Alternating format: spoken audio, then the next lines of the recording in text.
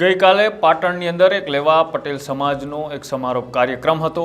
ત્યાં સમાજના અલગ અલગ શ્રેષ્ઠીઓ પણ ઉપસ્થિત હતા અને આ ઉપસ્થિતિની અંદર ફરી એક વખત એક ચર્ચાનો વિષય થયો કરશન પટેલના નિવેદનથી પાટીદાર સમાજની અંદર અને જે 10 વર્ષ પહેલાં જે આંદોલન થયું હતું એ આંદોલનને યાદ કરી અને એ આંદોલન માત્ર રાજનીતિના રોટલા શેકવા પૂરતું હતું। આંદોલનથી કોઈ જાતનો ફાયદો નથી થયો।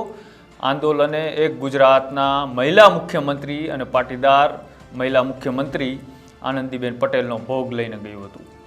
આવું નિવેદન આપતા ખૂબ ચર્ચાનો વિષય થયો અને આંદોલન સાથે જોડાયેલા નેતાઓ ફરી વખત બહાર આવ્યા અને આંદોલનની ટીકાઓ પણ કરી અને પેલા કરશન પટેલે જે આ નિવેદન આવ્યું હતું એ નિવેદન પણ એકવાર સાંભળો। અમારો સમાજ છે એ પાટીદાર સમાજ છે અને પાટીદાર સમાજ એટલે ખેડૂત અને ખેડૂત એટલે કોઈ દિવસ ખેડૂતે કોઈની સામે પોતાનો હાથ નથી લંબાવ્યો। એને હંમેશા કોઈને કંઈ ને કંઈ આપ્યું જ છે। હવે આપણે ત્યાં અનામત આંદોલન થયું ખ્યાલ હોય તો પાટીદારો જ કરનારા હતા। એમાં શું મળ્યું? કશું નહીં। આપણા યુવાનો શહીદ થયા અને જેમણે આંદોલન કર્યું હતું એમને એમનો રાજકીય રોટલો શેકી ખાધો। એટલું જ નહીં, પાટીદારની છોકરી અને એ બી લેવા પાટીદારની છોકરી સીએમ તરીકે હતી, એને જવું પડ્યું। તો ખરેખર આ આંદોલન અનામતનું હતું કે કોઈને કાઢવાનું હતું અને પટેલોને જ કાઢે એવું તો શક્ય નથી। એટલે આ એક સંશોધનનો વિષય છે અને છેલ્લે પાટણમાં જે કંઈ બન્યું એનું સંશોધન તમે લોકો સારી રીતે કરી શકો। ઘણી વખત શું થાય છે, રિપોર્ટરો અડધા રિપોર્ટ આપતા હોય છે। બંને સાઈડને કોન્ટેક્ટ કરી અને પછી સાંભળવા જોઈએ બંનેને, પછી તમને જે સાચું લાગે એ રિપોર્ટ કરવો જોઈએ, પણ લગભગ આપણે જોઈએ એવું નથી બનતું। એટલે તમારી ફરજ છે કે લોકોને જાગૃત કરવા અને સતત તમે જુઓ કે મીડિયા, જે ઇલેક્ટ્રોનિક મીડિયા છે, સતત ટીવી ઉપર આપ કરે એની અસર ચોક્કસ પડે છે, એક્શન બી લેવાય છે। એમ પેપર મીડિયા બી એટલું સ્ટ્રોંગ છે। ટીવી મીડિયા તો શું થાય કે આજે આવ્યું જોયું ભૂલી ગયા। તમારું મીડિયા એવું છે કે પેપરમાં કાયમ રહે, આજે વાંચ્યું 10 દિવસ પછી એ વંચાય, વર્ષ પછી એ વંચાય, ઘરમાં પડી રહ્યું હોય ગમે ત્યાં સુધી વંચાય। એટલે એ સ્ટ્રોંગ છે અને તમારે એ જે તમારી ફરજ છે કે ધર્મ છે જે કંઈ ગણીએ એ બધી એ રીતે ઈમાનદારીથી વર્તવો જોઈએ। કોઈના દબાવમાં લખવું કે કોઈની દાદાગીરીથી બસ થઈને લખવું એ તમારો સબ્જેક્ટ નથી। હંમેશા પત્રકાર કોઈનાથી ડરતો નથી, ડરશે પણ નહીં અને સ્વતંત્ર થઈ આપણે જોઈએ કે દુનિયામાં વોર ચાલી રહી છે, ત્યાં મરવાનું જ છે, છતાં પત્રકારો ત્યાં જઈને ત્યાંનો ગ્રાઉન્ડ રિપોર્ટ લોકો સુધી પહોંચાડે। ખરેખર આ બધી વસ્તુઓ પત્રકારોને બી ધન્યવાદ આપવા જોઈએ કે પોતાની જાતની પરવા કર્યા વગર આવા સમાચારો લોકો સુધી પહોંચાડે છે। ધન્યવાદ। હા,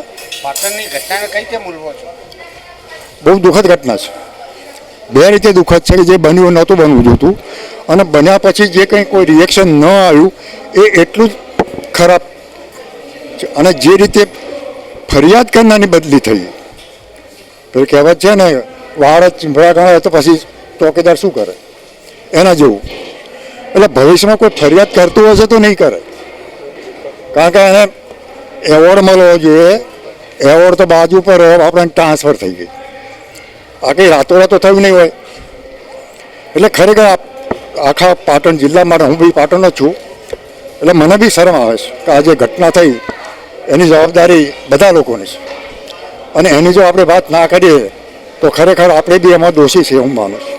અને એટલે જ મેં જે વાત હતી એ ચોખ્ખી, સ્પષ્ટ અને સારી રીતે રજૂ કરી, પછી લોકો એને કઈ રીતે લે છે એ લોકો ઉપર અને તમારા લોકો ઉપર છોડું છું। જય હિન્દ।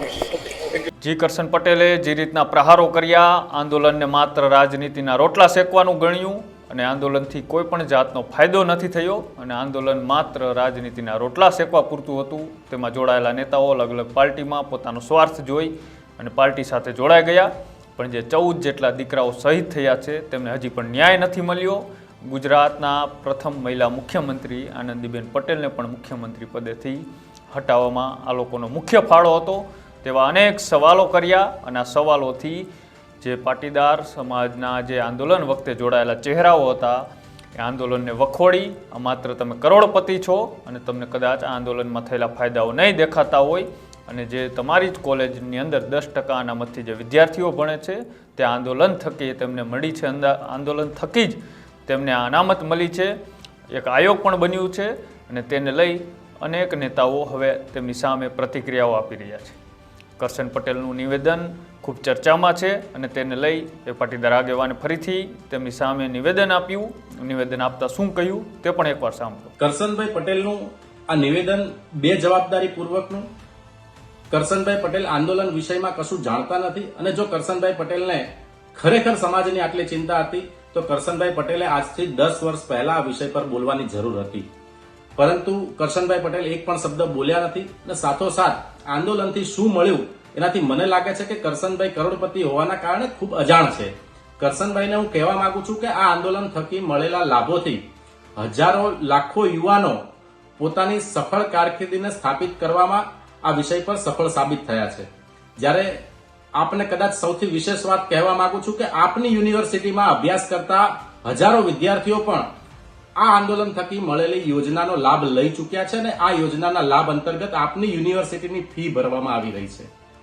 ત્યારે કરશનભાઈ પટેલને કદાચ સમાજના નાના વર્ગની પીડાની કદાચ ખ્યાલ નહીં હોય, પરંતુ કરશનભાઈ પટેલને આ વિડીયો મારફતથી હું કહેવા માંગુ છું કે આપ આવો અથવા તો આંદોલનથી થયેલા ફાયદાઓ અંગે વિસ્તૃતમાં માહિતી મેળવી લો. જે વિષય પર આપને ખબર નથી એ વિષય પર ટિપ્પણી કરવી ખૂબ જ અયોગ્ય છે. આપ સારું કરી શકતા નથી તો સારું કરવાવાળા પર ટિપ્પણી કરવી એ આપના માટે બે જવાબદારીપૂર્વક ગણી શકાય. ત્યારે આપને હું કહેવા માંગુ છું કે આંદોલનથી થયેલા લાભોમાં 10% અનામતની વાત હોય, બિન અનામત વર્ગના આયોગની રચનાની બાબત હોય, મુખ્યમંત્રી યુવા સ્વાવલંબન યોજનાની બાબત હોય કે સરકારી પરીક્ષાઓમાં 5 વર્ષની વય મર્યાદામાં છૂટછાટની બાબત હોય, આવા અનેક લાભો આંદોલન થકી મળ્યા છે. ત્યારે આ આંદોલનકારી યુવાનોને સમાજના એક આગેવાન તરીકે બિરદાવાથી પર રહીને આપ આંદોલનકારીને વખોડો છો એ ખૂબ નિંદનીય છે.